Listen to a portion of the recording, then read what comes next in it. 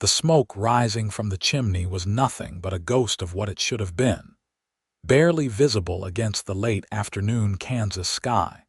And Judith Patterson knew she had maybe 3 more logs before her children would start to shiver in the February cold of 1878. She stood at the window of the small homestead outside Hays City, her hands raw and cracked from scrubbing laundry for the women in town who could afford such luxuries, watching the dirt road that led past their property as if willing some miracle to appear. Her husband Thomas had been dead 6 months now, kicked in the head by a spooked horse while working at the livery, and the small savings they had accumulated were gone, spent on his burial and the debts he had left behind. 5 children.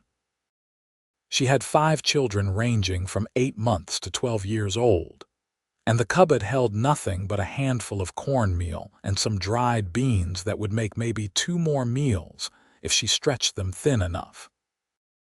The landlord, Mr. Hendricks, had made it clear 3 days ago that he expected the rent by the end of the week, or they would be out, and Judith had no idea where that money would come from. She had scrubbed until her fingers bled, had taken in mending until her eyes burned in the lamplight, had sold everything they owned that held any value at all. The gold locket her mother had given her on her wedding day, gone. Thomas's good Sunday suit, gone. Even the quilt she had spent 2 years making, gone behind her. 12-year-old Samuel sat at the table helping 9-year-old Martha with her letters, their voices quiet and serious in that way children became when they sensed their mother's worry. 7-year-old Rebecca was rocking baby Joseph in the wooden cradle Thomas had built, singing softly, while 5-year-old Benjamin pressed his face against the window beside Judith, his breath fogging the cold glass. "Mama, is there going to be supper tonight?" Benjamin asked, his voice small and uncertain. Judith swallowed hard against the lump in her throat. She was 28 years old, had been married at 16 to a good man who had loved her and their children fiercely, and now she stood at the edge of an abyss with no idea how to keep from falling in. "Yes, sweetheart, there will be something." The knock at the door came so unexpectedly that Judith jumped, her heart hammering in her chest. It was nearly dark, and they rarely had visitors even in the best of times. For a wild moment, she thought it might be Mr. Hendricks come to throw them out early, or perhaps the sheriff with some new debt she had not known about. She wiped her hands on her apron and moved to the door, aware of Samuel standing up behind her, trying to be the man of the house though he was still just a boy. When she opened the door, a tall man stood on the porch, hat in his hands, snow beginning to dust his broad shoulders. He was perhaps 30 years old, with dark hair and eyes the color of creek water in summer, weathered skin that spoke of years in the sun, and an expression that was both kind and hesitant. Behind him in the yard stood a horse and a wagon loaded with supplies, and Judith felt a spike of confusion. "Madam," he said, his voice low and respectful, "my name is Cole Brennan. I have a ranch about 10 miles west of here, up near the creek where the cottonwoods grow thick. I was in town today and I heard from Mrs. Henderson at the Mercantile that you might be in need of some help." Judith felt her cheeks burn with humiliation. The thought that her circumstances were being discussed in town, that she had become an object of pity, made her want to close the door and hide. But she could not afford pride now, not with 5 hungry children and an empty cupboard. "I appreciate your concern, Mr. Brennan, but we are managing." It was such an obvious lie that she saw something shift in his eyes, a gentle understanding that made her throat tighten. He did not contradict her, though. Instead, he said, "I lost my wife and daughter to fever 3 years ago. The ranch has been awful quiet since then.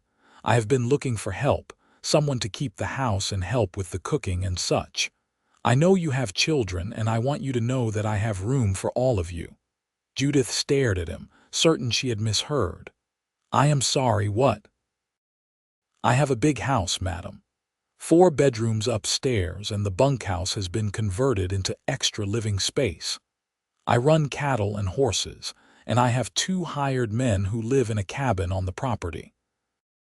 I need someone to manage the household, and you need a place to stay and a way to feed your children. It seems like we might be able to help each other." He spoke matter-of-factly, as if he were discussing a business arrangement for supplies rather than inviting a widow and 5 children into his home. Behind her, Judith heard the creak of the floorboards as Samuel moved closer, protective and curious. She felt Benjamin's small hand slip into hers, his fingers cold. "Mr. Brennan, I do not understand. You do not know me or my children. Why would you offer such a thing?" Cole Brennan looked down at his hat, turning it slowly in his hands, and when he looked back up there was something raw in his expression that made Judith's breath catch. "Because 3 years ago, I would have given anything for someone to offer me hope when I had none. Because a house full of children sounds a whole lot better than silence. And because Mrs. Henderson spoke highly of you, said you were a hard worker and a good mother doing the best she could in circumstances no one should have to face alone." The baby started crying then, a thin wail that spoke of hunger, and Judith felt the last of her resistance crumble.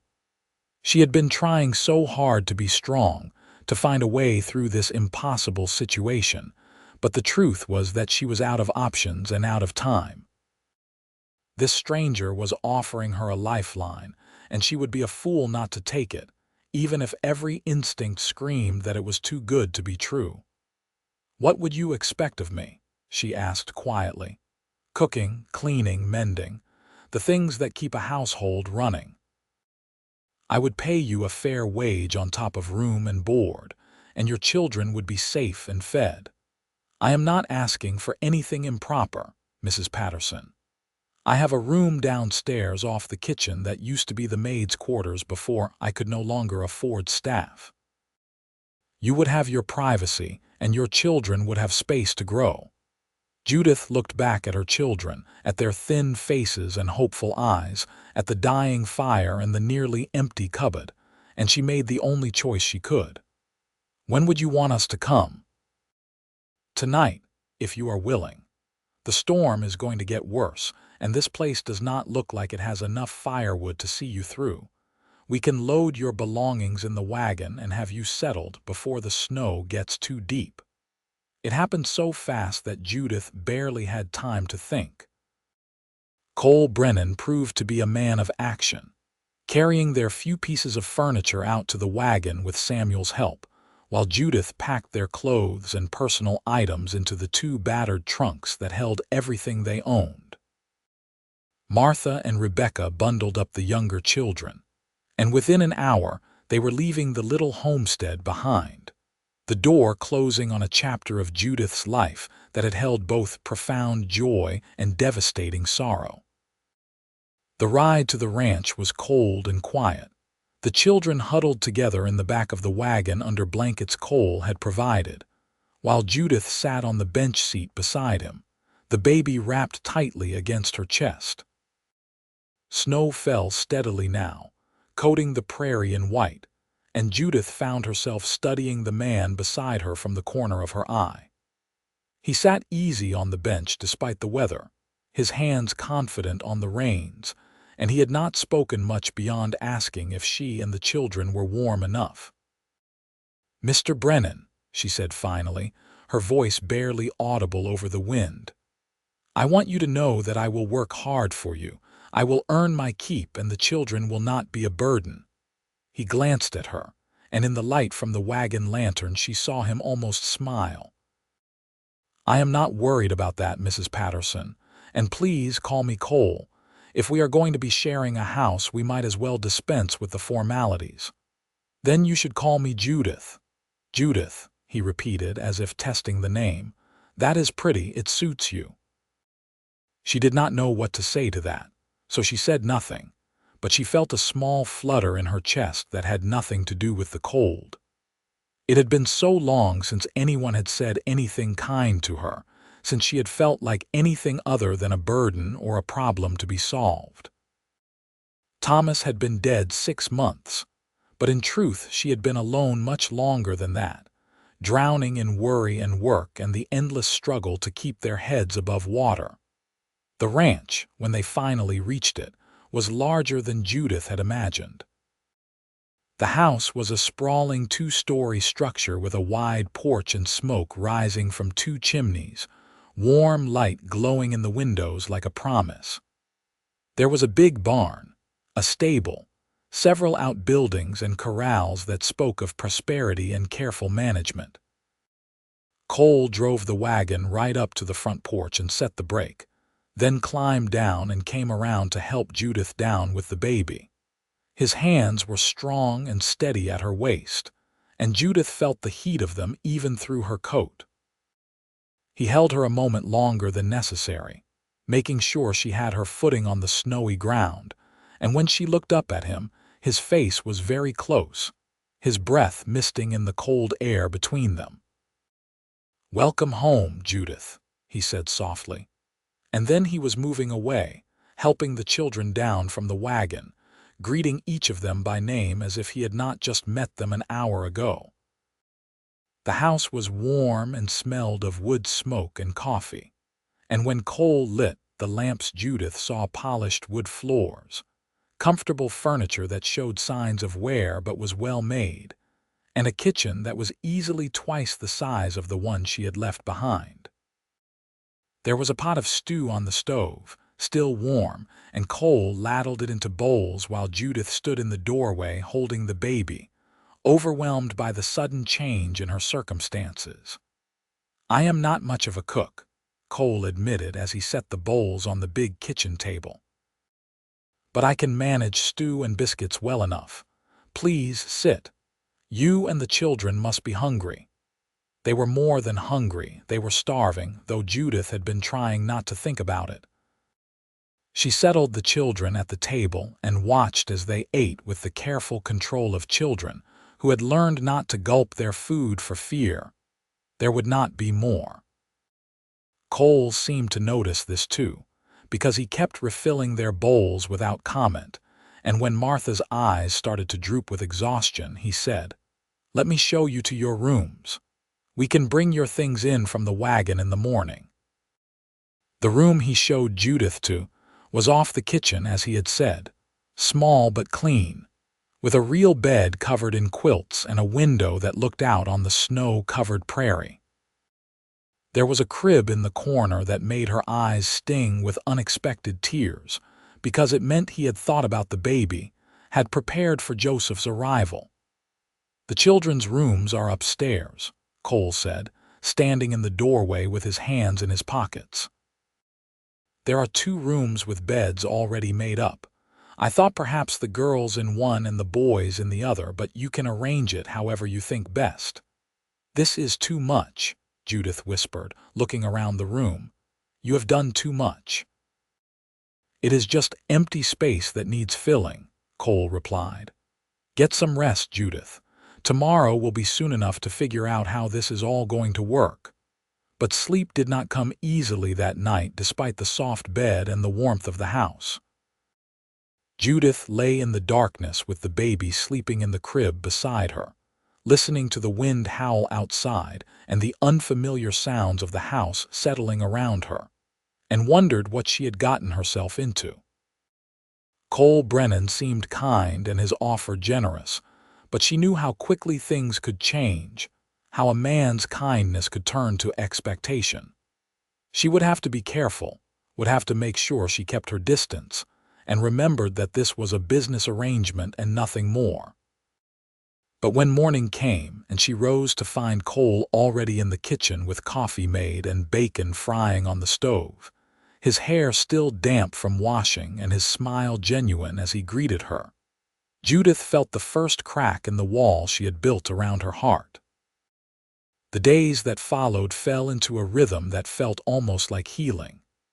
Judith woke each morning to find Cole already up and working, either in the barn or out riding the fence lines with his 2 hired men, Jack and Tom, who lived in the cabin beyond the barn and came to the house for meals. She cooked breakfast for everyone, huge platters of eggs and bacon and biscuits with gravy, and watched with satisfaction as the hollows under her children's cheeks began to fill out. Samuel took to ranch life like he had been born to it, following Cole around with eager questions about the horses and cattle, learning to rope and ride and do the 100 small tasks that kept a ranch running. Martha helped Judith in the house, learning to bake bread and churn butter, while Rebecca kept an eye on Benjamin and the baby, reading to them from the small collection of books Cole had in his study. Cole himself was a revelation. He was patient with the children, answering Samuel's endless questions without irritation, letting Rebecca show him her drawings, listening seriously when Martha told him about the book she was reading. He never raised his voice, never showed anger or frustration, and he treated Judith with a respect that made her feel like an equal rather than a servant. He asked her opinion on household matters, complimented her cooking, and made sure she knew where the household money was kept in case she needed anything from town. "You do not have to ask permission to spend what you need," he told her one morning as she was making a list for supplies. "This is your house now too, Judith. I trust your judgment." It was such a simple statement, but it left her feeling off balance. Thomas had loved her, but he had made all the decisions about money, had expected her to ask before spending anything beyond the household budget. The idea that Cole trusted her judgment, that he saw her as capable and competent, was both liberating and terrifying. 3 weeks after their arrival, a late winter storm rolled in with a vengeance, dumping 2 feet of snow and driving winds that made it impossible to see more than a few feet. Cole and the hired men made it back to the house just as the worst of it hit, and they spent the day huddled inside while the storm raged.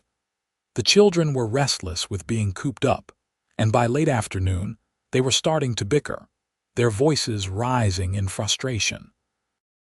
Cole looked up from the saddle he was mending by the fire and said, "Who wants to hear a story?" The change was immediate. The children gathered around him like filings to a magnet, even Samuel trying to act like he was too old for stories, but settling down cross-legged on the floor anyway. Cole told them about growing up in Missouri, about the time he and his brother had tried to catch a wild turkey for Thanksgiving and ended up chasing it through his mother's kitchen, destroying her pies in the process.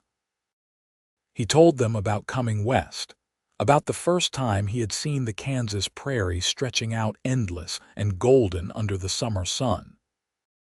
He told them about building this house with his own hands, about his wife Mary, who had loved to sing, and his daughter Clara, who had been learning to ride when the fever took her. Judith watched from the kitchen doorway, her hands still in the dishwater, and saw the grief that still lived in his eyes when he spoke of them.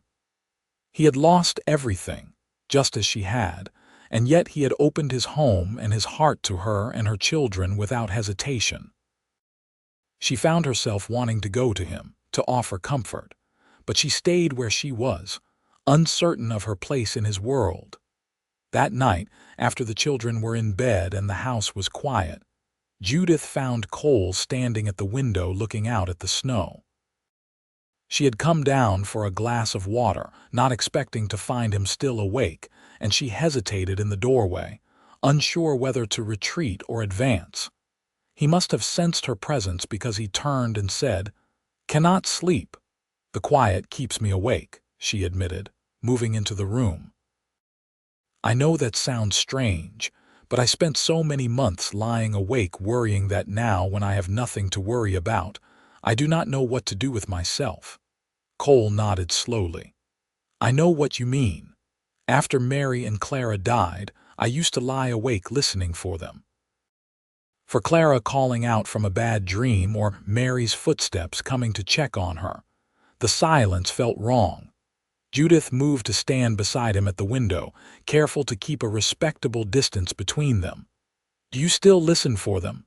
"Sometimes," he said quietly. "But lately, I have been listening to different sounds.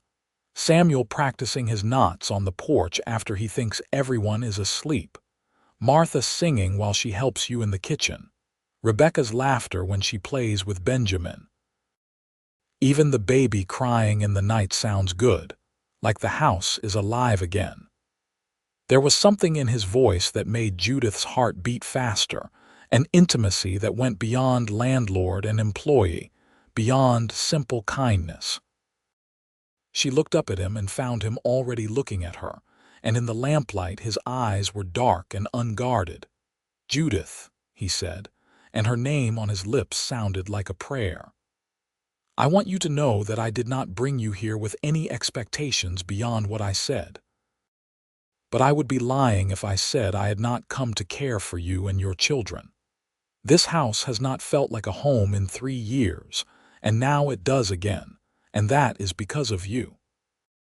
She should have stepped back, should have reminded him that she had been widowed less than a year, that it was too soon, that she was his employee and this was inappropriate.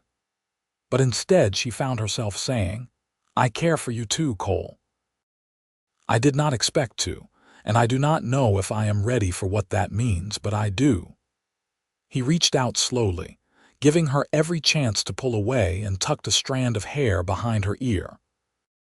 His fingers lingered against her cheek, warm and gentle, and Judith felt something inside her that had been frozen for so long begin to thaw. "We do not have to rush anything," he said. "We have time to figure out what this is and what it could be. I just wanted you to know how I felt."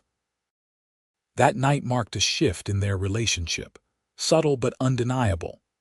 They were more careful around each other and somehow less careful at the same time, hyper-aware of each other's presence, but also more willing to let their guard down.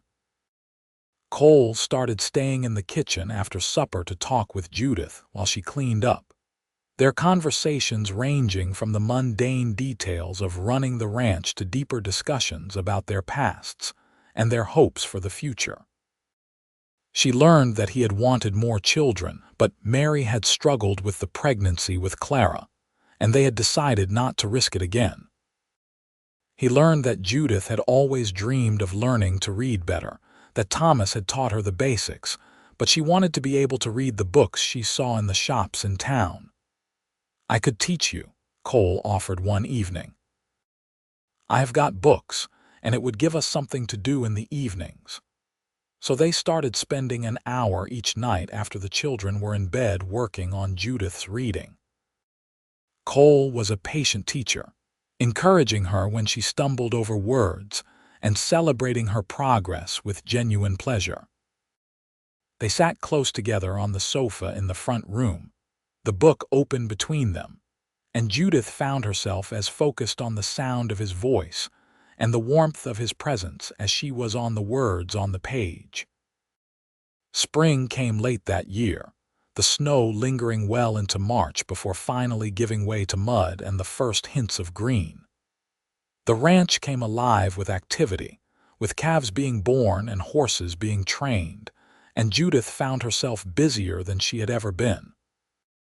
She cooked for Cole and the hired men, tended a garden that was just beginning to show signs of life, kept the house clean and the mending done, and somehow still found time to help her children with their lessons and listen to their hopes and fears.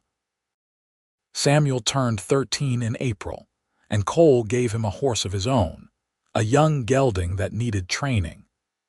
Judith watched her son's face light up with joy and saw the way he looked at Cole with hero worship in his eyes, and she felt a complicated tangle of emotions.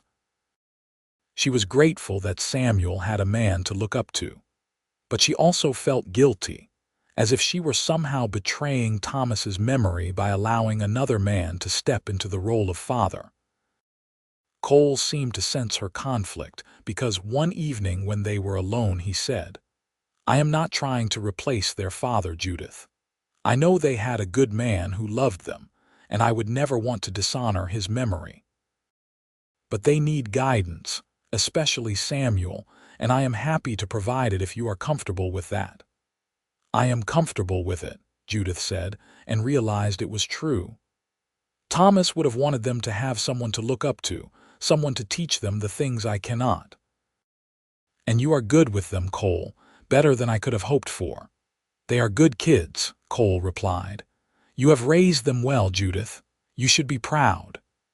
As spring turned to summer, Judith found herself falling into a life that felt both familiar and new.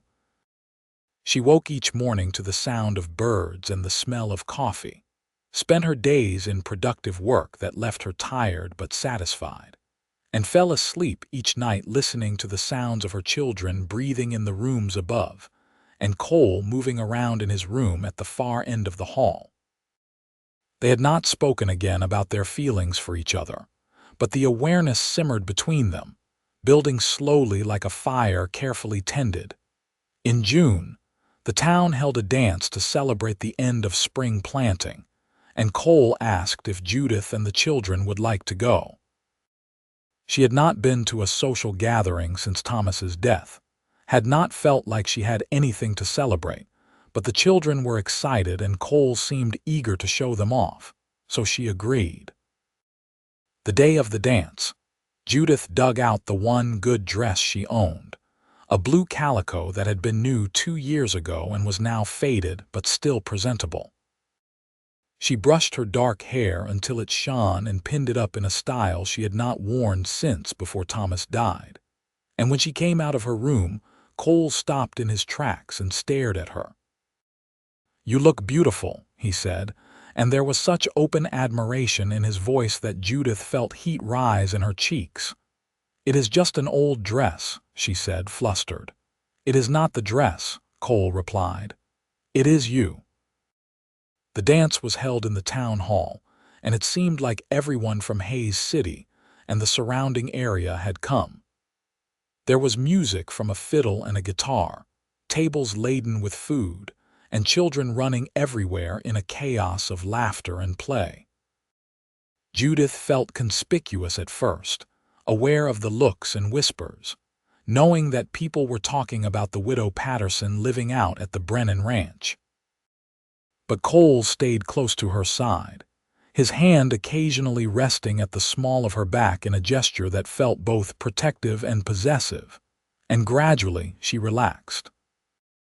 Samuel disappeared with a group of boys his age, and Martha and Rebecca took Benjamin to play with the other children, leaving Judith standing at the edge of the dance floor with the baby on her hip. Cole had gone to get her some punch, and she was watching the dancers when a woman approached her, someone she recognized from town but had never spoken to. "Mrs. Patterson," the woman said, her smile not quite reaching her eyes. "How nice to see you here. We have been so curious about how you are getting on out at the Brennan place." Judith felt her defenses rise. "We are doing very well, thank you. And Mr. Brennan, he has been treating you well, not taking advantage of your situation." The implication was clear, and Judith felt anger flash through her. Before she could respond, Cole appeared at her side, 2 cups of punch in his hands and an expression that was pleasant but had steel beneath it. "Mrs. Winters," he said, handing 1 cup to Judith. "I hope you are not bothering Mrs. Patterson with gossip. You know how I feel about that sort of thing." Mrs. Winters had the grace to look embarrassed. "Of course not, Mr. Brennan. I was just being neighborly." "Then you would not mind being neighborly somewhere else," Cole said, and though his voice was polite, there was no mistaking the dismissal.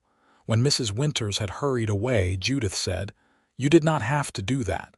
I can handle nosy women." "I know you can," Cole said.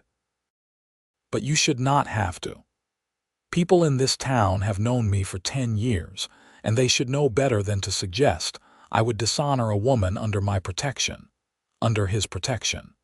The words sent a shiver through Judith that had nothing to do with the cool evening air. She looked up at Cole and saw the same heat in his eyes that she felt building in her own chest, the same awareness that had been growing between them for months. "Dance with me," he said suddenly, setting down his cup and taking hers from her hand. "Let them see that I am proud to have you here." "I have the baby," Judith protested weakly, but Cole was already flagging down Martha, who came running over with Rebecca in tow. "Can you watch your brother for a bit?" Cole asked, and Martha nodded eagerly, taking Joseph from Judith's arms. Then Cole was leading Judith onto the dance floor, one hand at her waist and the other clasping hers, and they were moving to the music. Judith had not danced in years, and she stumbled at first, but Cole was a good lead, guiding her with patience and confidence.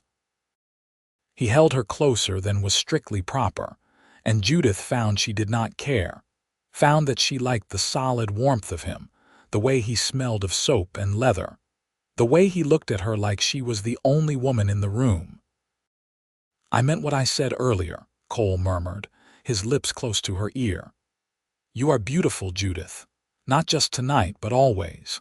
When you are up to your elbows in bread dough with flour in your hair, when you are reading to the children on the porch in the evening, when you are arguing with me about whether we need more chickens, you are beautiful and strong and everything I never thought I would be lucky enough to find again." Judith felt tears prick her eyes. "Cole, I do not know what to say." "You do not have to say anything," he replied. "I just wanted you to know." They danced 3 more dances, and by the end of the evening Judith knew that whatever had been building between them had reached a tipping point.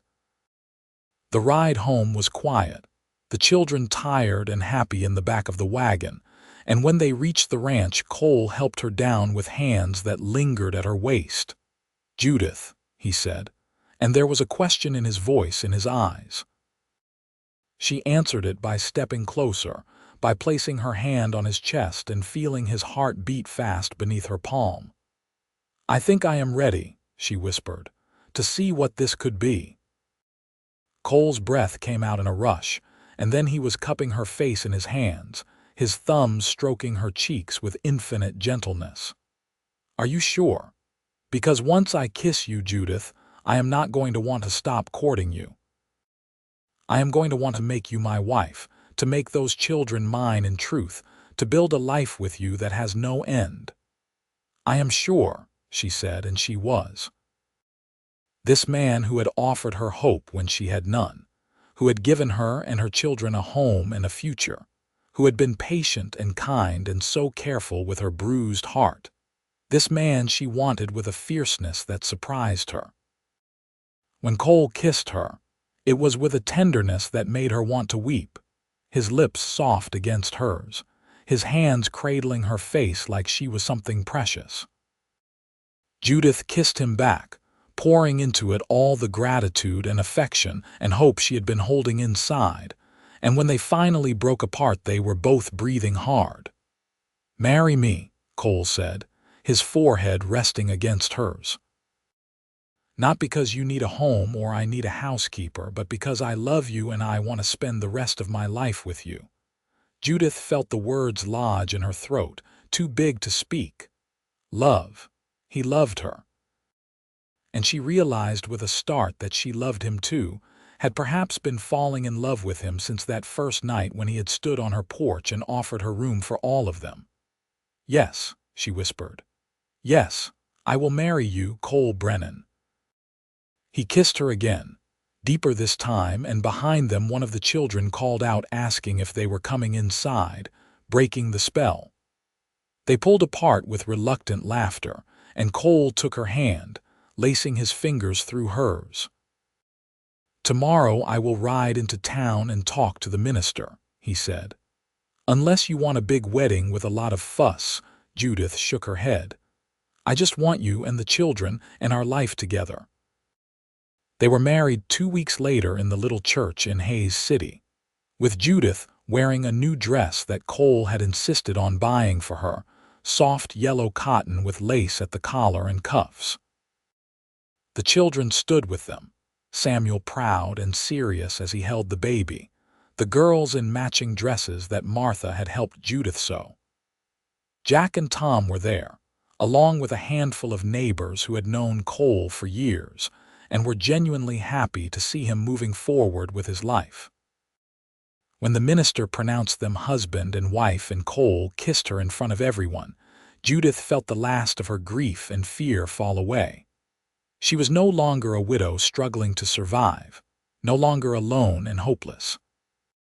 She was Cole Brennan's wife, the mother of 5 children who were thriving, and a woman who had been given a second chance at happiness. The celebration afterward was simple but joyful, held at the ranch with food that Judith and the girls had spent days preparing. There was laughter and music, with Jack playing the fiddle and Tom attempting to dance with Martha, making her giggle. Samuel showed off his roping skills, and Rebecca gave an impromptu recital of the poem she had memorized. Benjamin fell asleep in Cole's lap, and when Judith looked over and saw her new husband holding her son with such tenderness, she felt her heart might burst with love. That night, after the guests had gone and the children were finally in bed, Judith stood in Cole's room, which was now their room, feeling suddenly nervous. Cole seemed to sense her hesitation because he took her hand and led her to sit on the bed beside him. "We do not have to do anything you are not ready for," he said gently. "I am not in a hurry, Judith. I just want to hold you and wake up beside you. Everything else can wait until you are comfortable." But Judith found that she was ready to be a wife again in all the ways that mattered, ready to give herself to this man who had given her so much. She reached up and pulled the pins from her hair, letting it fall around her shoulders, and saw heat flare in Cole's eyes. "I am ready," she said. "I want this, Cole, I want you." He made love to her with a patience and gentleness that made her feel cherished, taking his time to learn what she liked, where she wanted to be touched. It had been so long since Judith had been held this way, since she had felt desire and pleasure, and when she finally fell apart in his arms she cried, overwhelmed by the intensity of it. Cole held her afterward, stroking her hair and whispering words of love and reassurance, and Judith felt truly home for the first time since Thomas had died. She had not thought she would ever feel this way again, had not thought her heart had room for another man, but Cole had proven her wrong in the best possible way. The months that followed were the happiest Judith could remember. Summer turned to fall, the prairie grass turning gold and the cattle being driven to market. Cole took Samuel with him on the drive, teaching him the skills he would need to run a ranch someday, and when they returned 2 weeks later, Samuel was sunburned and exhausted and glowing with pride. Martha's 12th birthday came in September, and Judith made her a cake, and Cole gave her a beautiful leather-bound journal for writing her stories. Rebecca started helping more with the baby, who was walking now and getting into everything, and Benjamin began going to school in town, riding in with Cole 3 days a week. In October, Judith realized she had missed her monthly courses, and the familiar signs were there, the tenderness in her breasts and the slight nausea in the mornings. She said nothing at first, wanting to be sure, but when another month passed with no sign of her courses, she knew.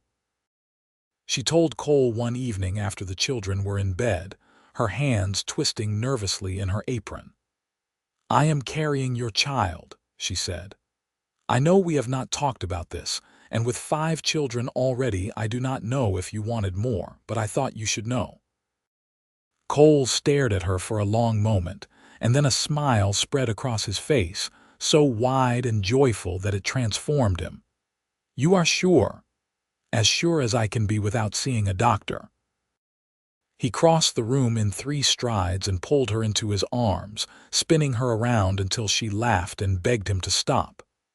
"A baby," he said, his voice full of wonder. "Our baby, Judith. I thought I would never have another child, and now I am getting one with you.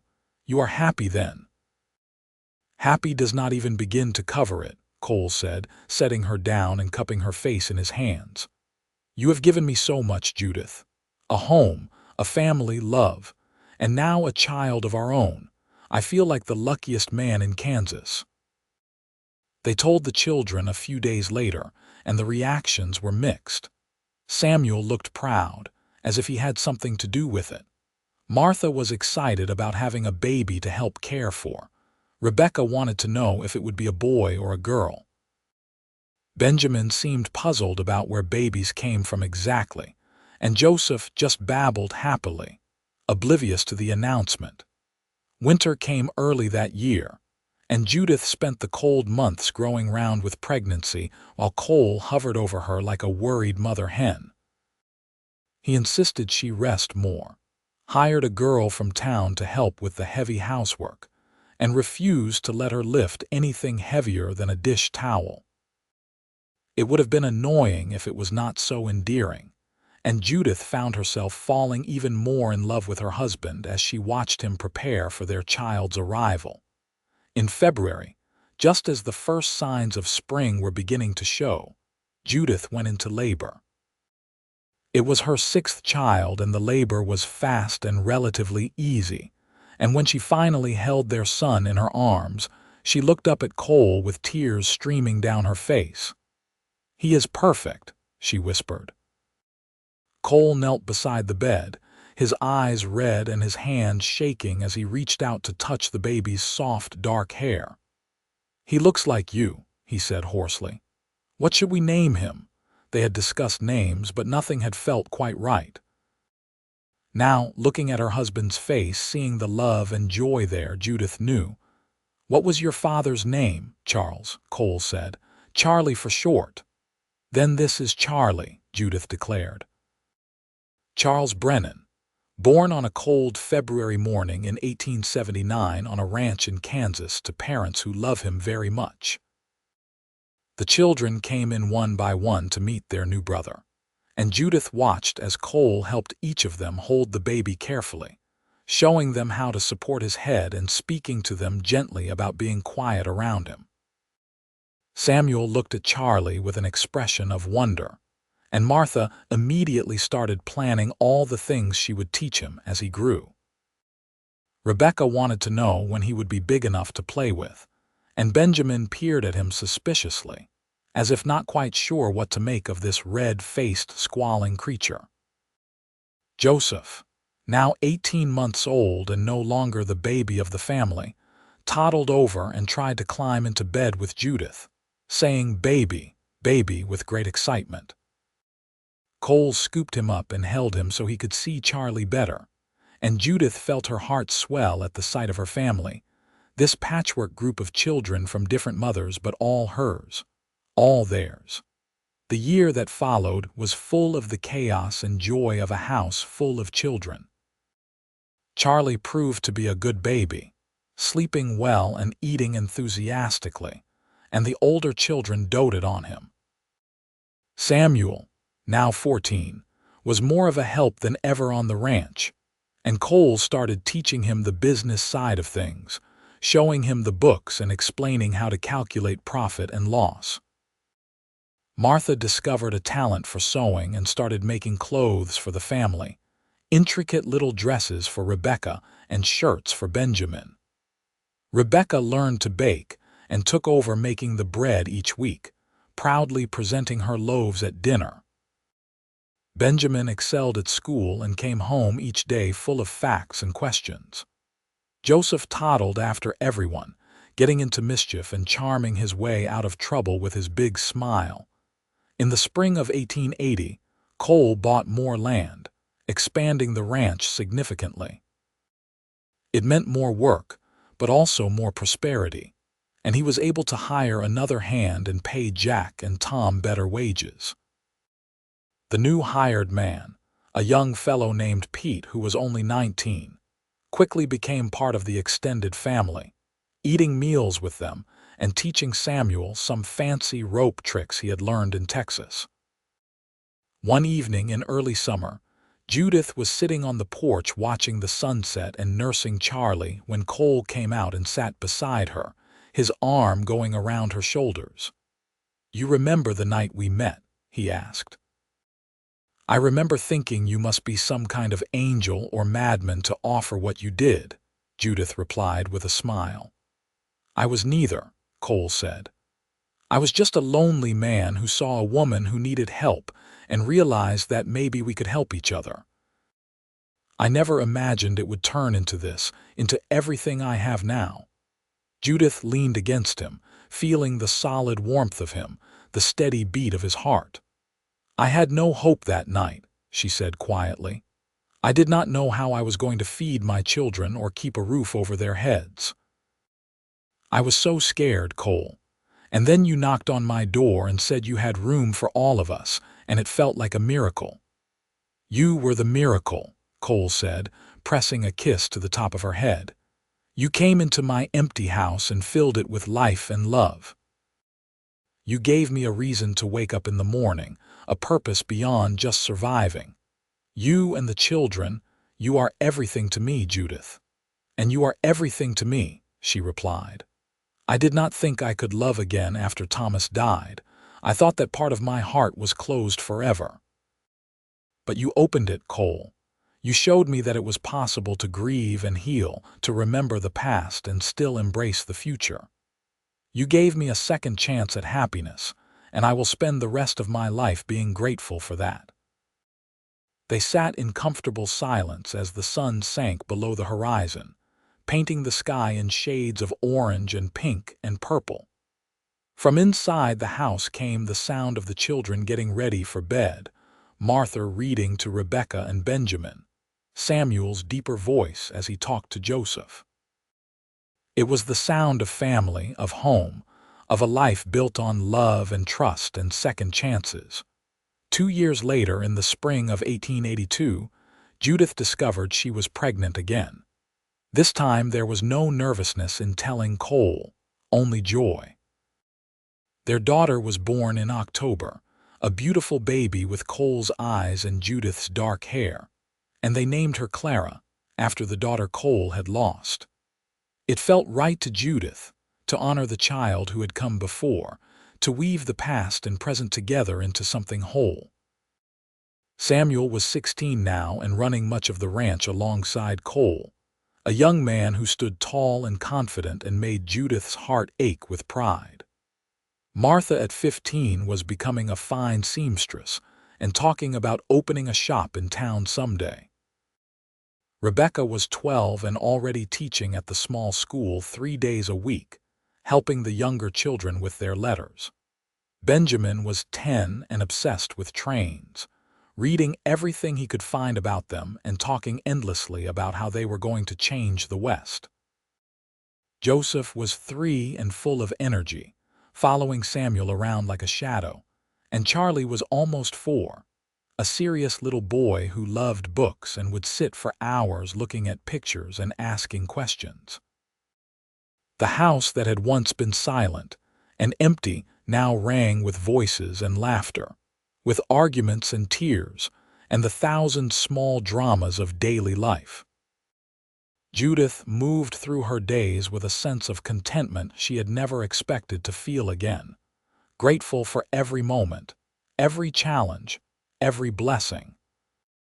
One night in the winter of 1883, Judith woke to find Cole sitting at the window looking out at the snow-covered prairie, much as he had been that night years ago when she had first told him she cared for him. She rose and went to him, wrapping a blanket around both their shoulders. "What are you thinking about?" she asked softly. "How different my life is now than I thought it would be," Cole said. "When Mary and Clara died, I thought that was it for me. I thought I would spend the rest of my days alone, just going through the motions of living. And then you came along with your 5 children and your pride and your determination, and you changed everything." "We changed each other," Judith said. "You saved us, Cole. You gave us a home and a future when we had nothing, but we saved you too, I think. We gave you a reason to live again." Cole turned to look at her, and in the moonlight streaming through the window she could see the love in his eyes, deep and abiding and true.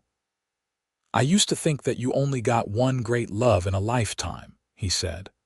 "I had mine with Mary, and I was grateful for it. But then I met you and I realized that the heart is bigger than we think, that it can hold more than one love, more than one chance at happiness. I love you, Judith Brennan, and I will love you until the day I die and probably beyond that too. I love you too, Judith whispered, her throat tight with emotion. More than I ever thought possible. You are my second chance, Cole, and I promise you I will never take that for granted. They stood together at the window, watching the snow fall, and Judith thought about the journey that had brought her here. The grief and struggle, the fear and desperation, the night a cowboy had knocked on her door and offered hope when she had none. She thought about all the moments since then, the laughter and tears, the challenges overcome and the joy discovered. She thought about her children, the 5 she had brought with her and the 2 she had given Cole, and how they had all become one family, bound not just by blood but by love and choice. The years continued to unfold in a pattern of seasons and milestones. Samuel married in 1886, a sweet girl from town named Elizabeth, and Cole gave them a piece of land to build on, helping Samuel establish his own ranch. Martha did open her shop, and it became the talk of Hays City, with women coming from miles around for her beautiful dresses and quilts. Rebecca married a teacher and moved to Topeka, writing long letters home about her life in the city. Benjamin, true to his childhood dreams, went to work for the railroad, becoming an engineer and traveling all over the country. Joseph grew into a fine young man who loved the ranch as much as Cole and Samuel did, and eventually took over running it with his older brother. Charlie became a doctor, studying back east and then returning to Kansas to open a practice in Hays City. Clara, the baby, turned out to have her mother's strength and her father's heart, and she became a teacher like Rebecca, eventually running the school in town. Through it all, Cole and Judith remained at the center, the heart of the family. They grew older together, their hair turning gray, lines deepening around their eyes and mouths, but their love never fading. They celebrated holidays and births, mourned losses and faced challenges, and through it all they held fast to each other. In the summer of 1895, they celebrated their 17th wedding anniversary with all their children and grandchildren gathered at the ranch. It was a warm evening, the prairie grass swaying in the breeze, and as Judith looked around at the long table full of people she loved, she felt overwhelmed with gratitude. Cole, his hair now completely gray but his eyes still bright, stood and raised his glass. "I want to say something," he announced, and the table fell quiet. 17 years ago, I married the bravest woman I have ever known. She came to me with 5 children, no money, and a heart that was broken but not beaten. She took a chance on a lonely cowboy with an empty house, and together we built something beautiful. We built a family, a legacy, a life worth living. So I want to toast my wife, Judith Brennan, the love of my life and the best decision I ever made. "To Mama," Samuel said, raising his glass, and everyone echoed the sentiment. Judith felt tears stream down her face, but they were happy tears, tears of joy and gratitude and love. She stood and went to Cole, wrapping her arms around him and holding him tight. "Thank you," she whispered. "For everything. For seeing me when I felt invisible, for giving us a home when we had nowhere to go, for loving not just me but all of my children as if they were your own. Thank you for being the man you are, Cole Brennan." "Thank you for letting me love you," Cole replied, his voice rough with emotion. "For giving me a second chance at a family, at happiness, at life. You are my miracle, Judith, and every day with you is a gift." They kissed then, in front of all their children and grandchildren, and the table erupted in cheers and laughter. It was a perfect moment, one that Judith knew she would remember for the rest of her days, a moment that captured everything good and true about the life they had built together. As the evening wore on and the children began to leave, heading back to their own homes and lives, Judith and Cole stood on the porch waving goodbye. The house was quiet again, but it was a different quiet than it had been all those years ago. This was the quiet of contentment, of a life well lived, of love that had endured and deepened over time. "Do you ever regret it?" Cole asked as they went inside, his arm around her waist. "Taking a chance on me, coming here with all your children not knowing what would happen?" "Never," Judith said firmly. "Not for a single moment. You gave us everything, Cole, hope when we had none, love when I thought I would never feel it again, a future when all I could see was darkness. How could I ever regret that?" "I was the one who was given everything," Cole insisted. "Before you came, I was just existing, going through the motions. You and the children, you brought me back to life. You made this house a home again." They climbed the stairs to their bedroom, moving slowly now with the aches and pains of age, but still hand in hand, still together. As they got ready for bed, Judith looked around the room that had been theirs for 17 years and thought about all the moments it had held. The passion and tenderness, the conversations and dreams, the quiet mornings and peaceful nights. This room had been a sanctuary, a place where they could be just Cole and Judith, husband and wife, two people who had found each other against all odds. That night, as she lay in Cole's arms listening to his steady breathing, Judith thought about the night he had knocked on her door. She had been a widow with 5 children and no hope, standing at the edge of an abyss with no idea how to save herself and her family. And then, a cowboy had appeared, a stranger with kind eyes and an impossible offer, and everything had changed. She had been given a second chance at love, at life, at happiness, and she had taken it with both hands. She had built a new family with Cole, blending their pasts and creating a future together. It had not always been easy. There had been challenges and struggles, moments of doubt and fear. But through it all they had held fast to each other, to the love that had grown between them, to the family they had created. The years continued to pass, gentle and full. Cole and Judith grew old together on the ranch, watching their children's children grow and thrive. They sat on the porch on summer evenings, hand in hand, watching the sunset paint the prairie in gold, and knowing that they had built something lasting, something true. In 1903, Cole fell ill with pneumonia during a particularly harsh winter. Judith nursed him day and night, refusing to leave his side, and eventually he recovered, but it was clear that he was slowing down. He was 62 years old now, and the hard work of running a ranch for so many years had taken its toll. Joseph and Samuel took over more of the day-to-day operations, and Cole and Judith settled into a quieter life, content to watch their legacy unfold through their children and grandchildren. One evening in the spring of 1905, as they sat on the porch watching the sun set just as they had done thousands of times before, Cole said, "I want you to know something, Judith." "What is that?" she asked, her hand in his, their fingers intertwined. "If I had my life to live over again, I would not change a single thing," he said. "Every choice I made, every turn in the road, it all led me to you, and that makes everything worth it." Judith felt her eyes fill with tears. "I feel the same way. Even the hard parts, the grief and struggle, because it all brought me here to you, to this life we have built." "Promise me something," Cole said, turning to look at her. "Anything." "When I am gone, and I will go first because I am older and that is just how these things work, I want you to keep living.